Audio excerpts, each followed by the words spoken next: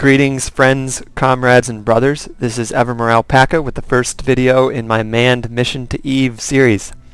I'm hoping this video will be very helpful to anyone who wants to do their own manned mission to Eve, or anyone who just wants to pick up tips, tricks, inspiration on how to play Kerbal Space Program in general, or just wants to see what is in my opinion a fun and fairly entertaining mission. Except for poor Kerbal, who will be stuck in a very small area for a very long period of time, but they always seem quite happy, so I suspect their morale seems pretty good.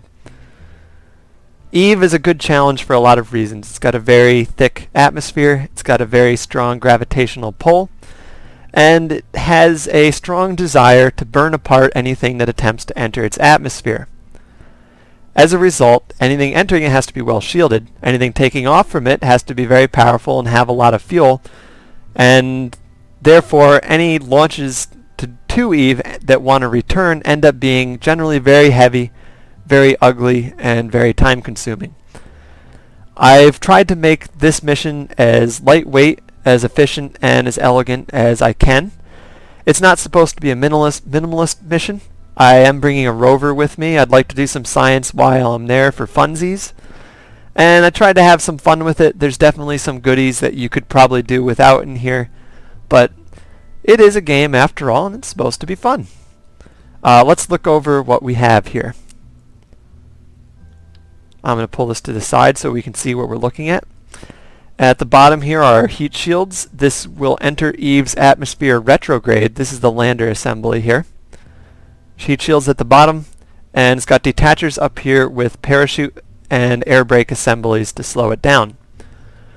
Once on the surface, we have our little rover down here, which in my opinion is just adorable.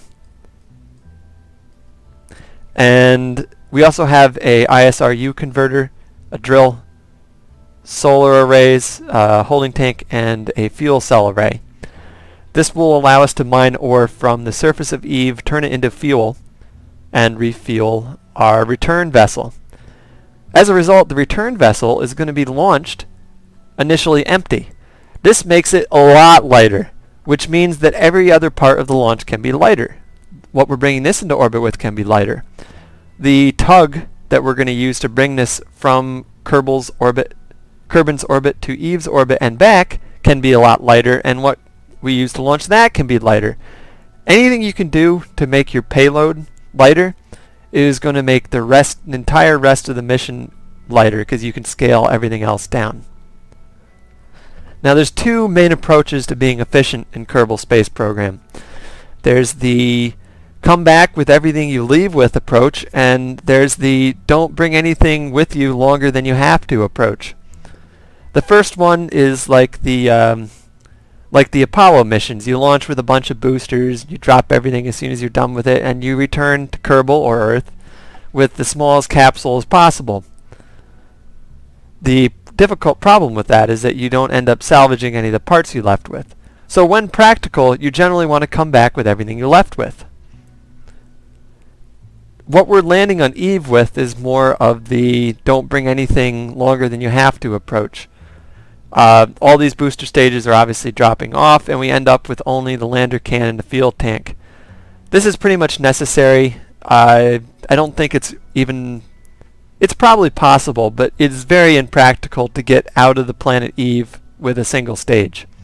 On the other hand, getting off of Kerbin with a single stage is very practical and a lot more efficient than using a bunch of booster stages. As a result, we are going to get this lander into orbit around Kerbin with a single stage to orbit conventional rocket. Has one mammoth engine, one of the 7200 tanks, two of the 14400 tanks.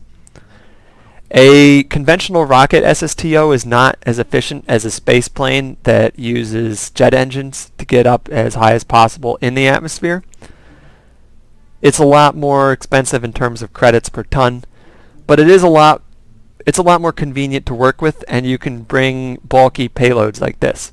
This lander is actually fairly light, but it is very bulky, which makes it a prime candidate for a conventional rocket SSTO. The other half of this launch, which I'm going to head on over to, This is the second part of our launch, which is the tug. Once in orbit around Kerbal, the tug will dock with the lander. It'll push it to Eve's orbit, and it'll also pick the Kerbal up once he's left Eve and bring him back to Kerbal's orbit. Once there, it'll dock back inside the space plane, which we will have left in orbit, and land him back down on the runway, or in a big ball of fire, depending on how good of a pilot I am. I'm feeling lucky today. I like using spaceplane SSTOs whenever I can, because in terms of tons per credit, they are by far the most efficient way to put things in orbit. This will actually put 100 tons in orbit around Kerbal. This tug is, I don't know, something less than that. I think it's something like 85 tons. The main limitation here is anything you put in it has to fit in an Mk3 cargo bay, which is actually a pretty stringent limitation. I really wish we had larger cargo bays.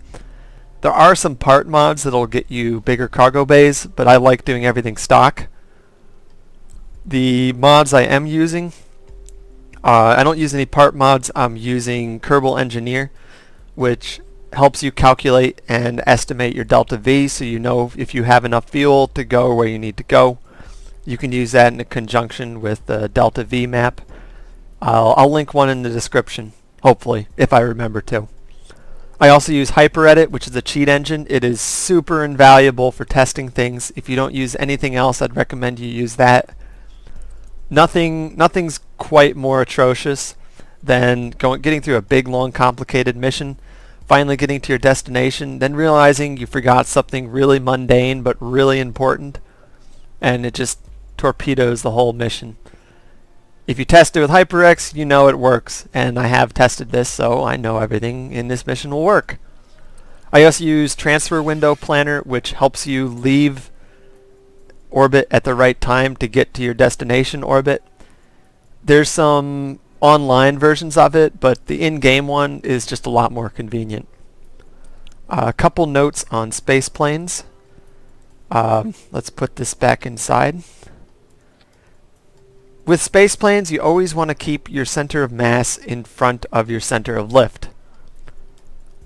It doesn't matter so much if the center of mass is significantly in front of the center of lift, but it does make it a little bit less efficient. So you want your center of mass to be very slightly ahead of the center of lift. You'd not ever want the center of lift to even be slightly in front of the center of mass. You will spin out of control.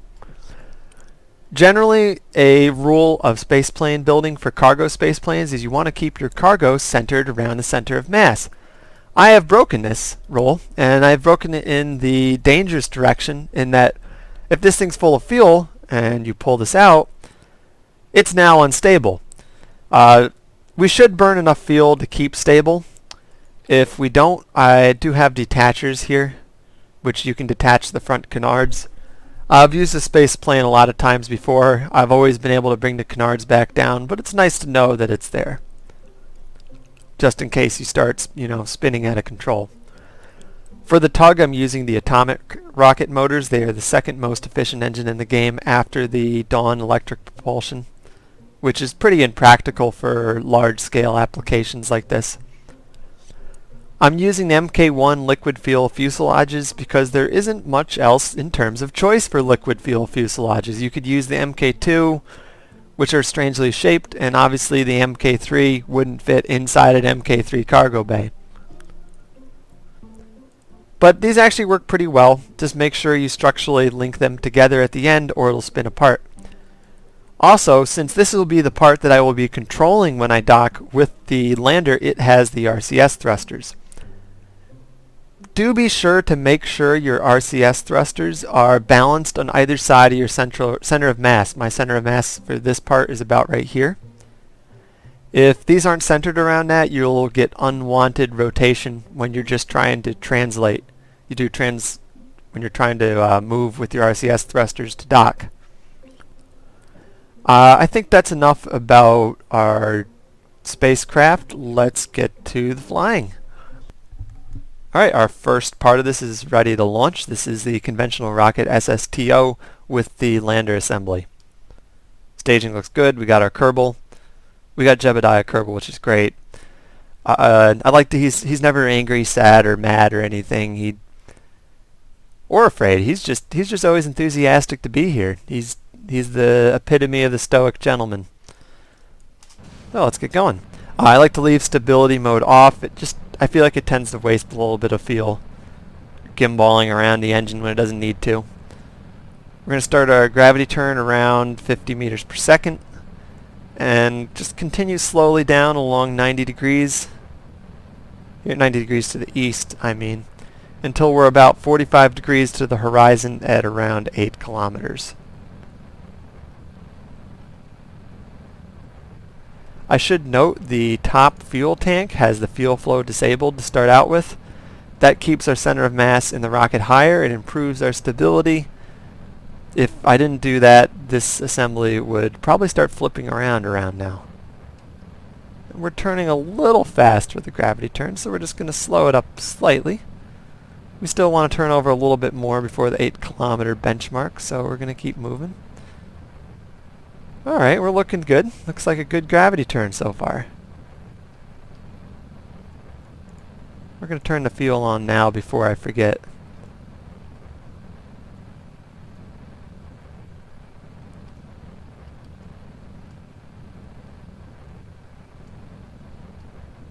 But when our time to apoapsis reaches 60 seconds, we're going to want to be around 20 degrees to horizon.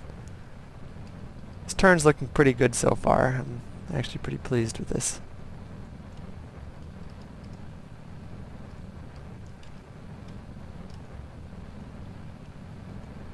We want to keep our direction of the spaceship inside the prograde vector.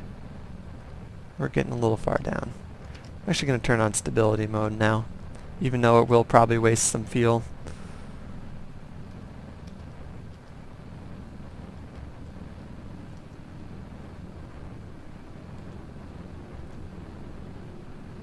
Alright, it looks like a pretty solid turn. We're going to leave it around 20 degrees as we make our way up through the outer atmosphere. I'm actually going to put it on prograde. Just keep it pointing in exactly the right direction. Once your time to apoapsis is past 1 minute, you don't really have to worry too much about your nose dipping down, yourself falling back to Kerbal anymore. Alright, 65. Alright, we're going to bring it to 80, so it's easier to dock if you can make an orbit on either side of the orbit of the object you're docking with. And the next thing we have to remember to do in this launch is when we reach 70 kilometers, we want to remember to remove that fairing. That'll reduce our weight by a lot. Fairings are pretty heavy. A lot heavier than real-life fairings. Now, to circularize our orbit, we can see that it's circularizing when the periapsis and the apoapsis swap sides. So if we get those roughly equal, looks good. 81, 80.9, that's good enough. Good enough for government work. And now we wait.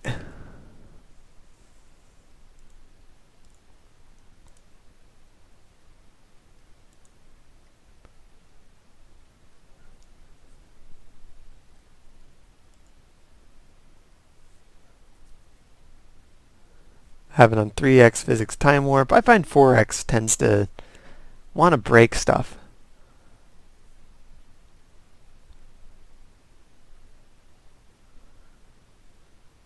Alright, we're past 70. We're going to shed this shell. I get to destroy stuff, which feels pretty good, and that looks pretty cool. I can dig it. Now when we're doing an insertion burn, or actually any maneuver node, you always want to center your burn around the node. So we have about a 14-second burn. The node's in 1 minute. We're going to want to start our burn at t minus 7 seconds and end it around t plus 7 seconds.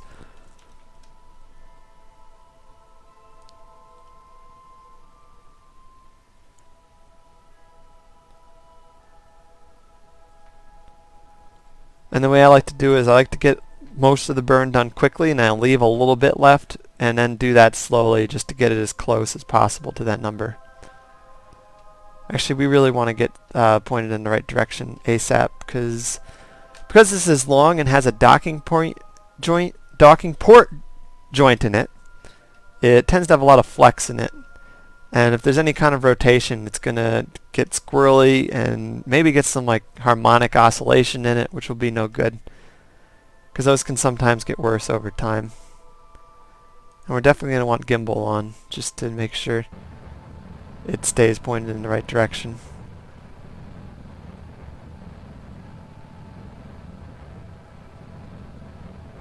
$150. All right.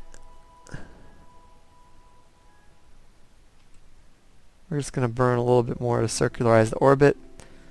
That looks great. Not quite circular, but that is more than close enough. All right, and our lander is in orbit. So we are going to...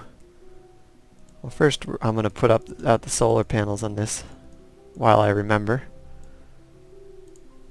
Nothing's worse than forgetting to put solar panels out and then being stuck with no power to deploy them. Although this is manned, so it wouldn't be as disastrous. I also never can remember what side they're on. Alright, we'll let that repower the base a little bit, because this doesn't, the booster itself has no power generation in it, which shouldn't be an issue because we're not going that far. Alright, we're going to decouple node, take control of the base, which we now have, and we're going to plot our return burn. What's great about this planet is that it has a perfect little benchmark of where's about a good place to bring stuff down.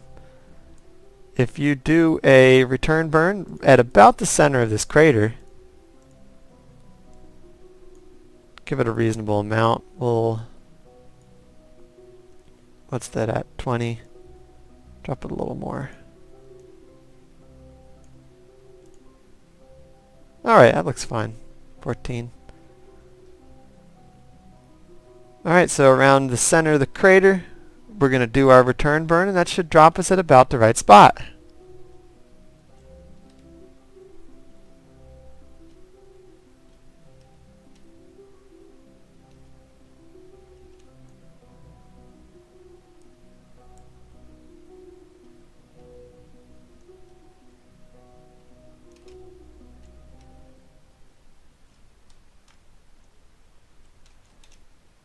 Alright, we'll center around the maneuver.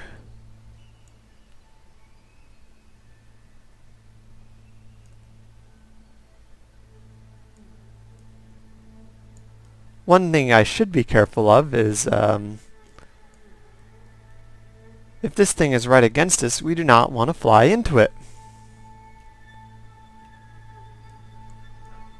Now I'm sure NASA would never start burning rockets with something this close, but I'm just going to make sure that the solar panels are facing away from us here. And then we're just going to YOLO the rest. Who needs safety? Did I just say YOLO? Wow, I've become part of the disintegration of the English language. Truly a sad day.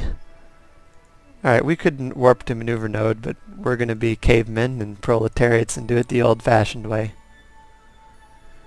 9, 8, 7.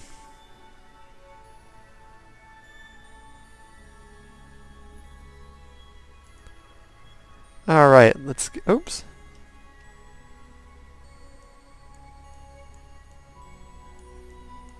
I just seem to have gone past the crater by a bit. Which seems fine because I seem to have put them at maneuver node way early. How did I do that? I bet I was looking at the wrong angle. Alright, well we're fine then. I'll just keep centered on the retrograde node and we'll just eyeball it. Who needs maneuver nodes anyway? Actually, I'll just set up another maneuver node.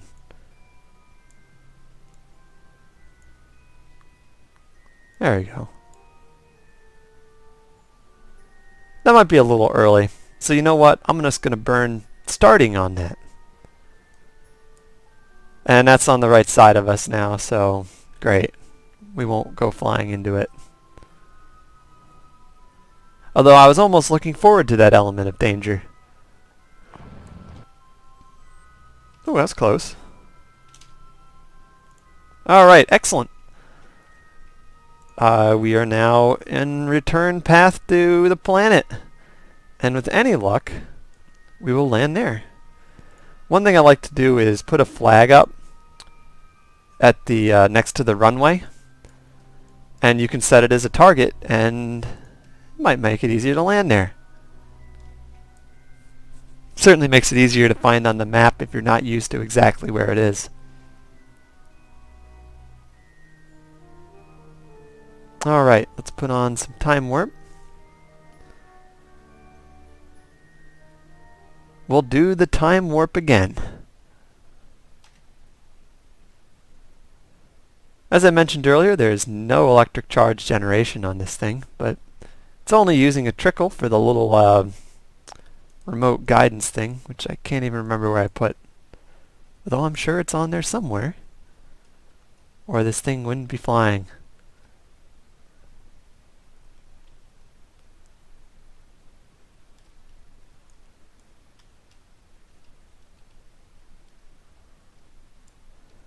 You know what? We want our air brakes on. I almost forgot. I like air brakes. I feel like they're essentially a superior version of the... I'm going to butcher the pronunciation on this, guys, so feel free to correct me or abuse me in comments.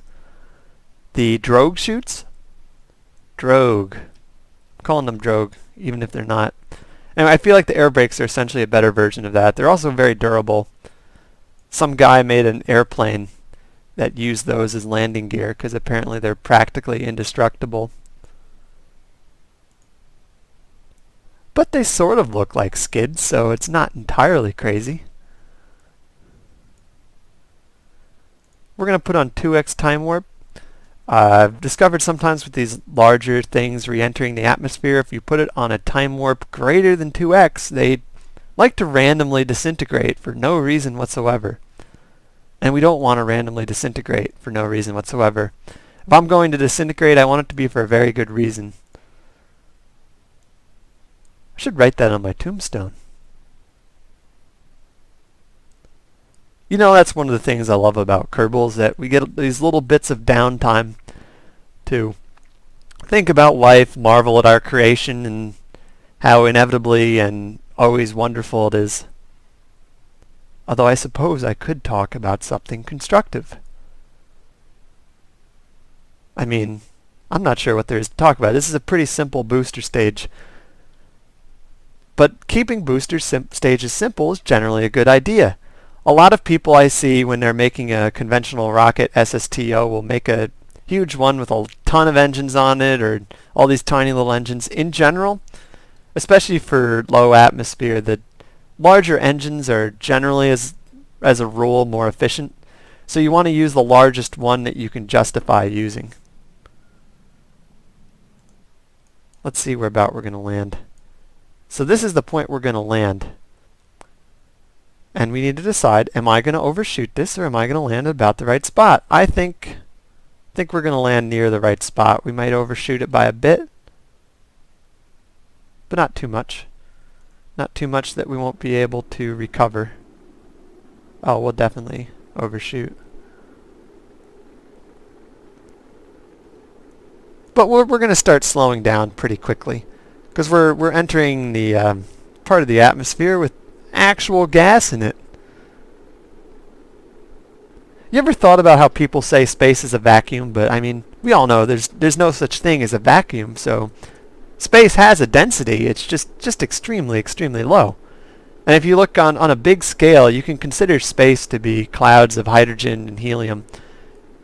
I believe different parts of space are composed of different clouds of very low density gas. But I took that class quite a while ago, so someone can feel free to update me on that. Kerbal, of course, considers space to be a complete vacuum, which is a fair approximation. Just like there's no relativistic effects in Kerbal Space Program. Another fair approximation, because Short of doing something really abusive and using field cheats, I don't think you can get something to relativistic speed in Kerbal Space Program. Relativistic speed is generally considered to be around 1/10 the speed of light. So unless you're going 30 million meters per second or faster, it's generally pretty safe to say that you don't need relativistic effects to be realistic. Now on landing here, we're going to want to give a little puff of thrust just so we don't hit the water too fast. It's not going to break if we do, but it's better to be safe than sorry. 8 meters per second shouldn't break this assembly. The Mammoth engine is very durable, and there isn't any crazy construction in here that should blow up. But we have some fuel, and we might as well use it. And once we're in the water, we're going to want to recover as quickly as possible.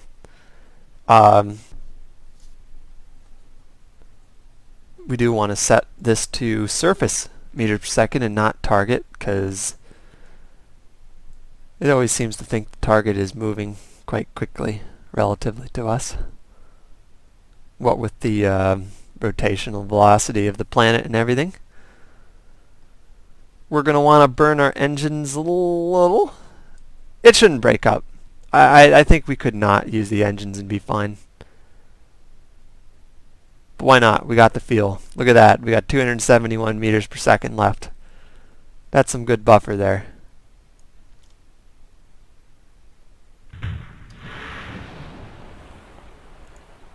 And recover quickly. And let's see what percentage we get. Parts. 96.6. Excellent. So we recovered 69,000. And that only cost us 150,000 funds, most of which was probably in the payload. So now we're going to move on to the second launch. And that brings us to the end of part 1. In part 2 we will have the space plane launch carrying the tug to Kerbal orbit. Until then, please let me know what you thought. This is my first time doing a video of this kind. I'd love to hear your suggestions, feedback, abuse, criticism, whatever you want to do. Thank you for watching. This has been Evermore Alpaca.